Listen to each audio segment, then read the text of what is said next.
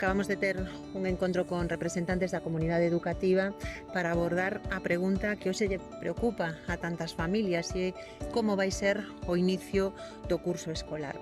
Nese sentido, a gran aportación de Feijóo ten sido preguntar se os fondos extraordinarios para a educación se dedican a outros fins e botar balos fora en vez de estar pendente de como ten que iniciarse un curso, porque este curso escolar non pode iniciarse obviando que houve unha pandemia que o mudou todo, como pretende facer o candidato do Partido Popular.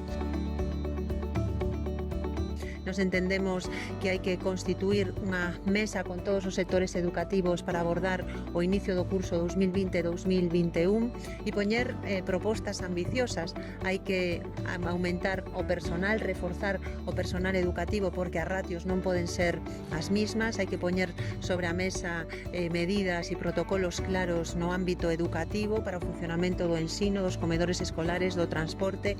É necesario, polo tanto, unha organización que garantice un inicio de curso seguro e un inicio de curso no que todo o alumnado vai ter as mesmas oportunidades.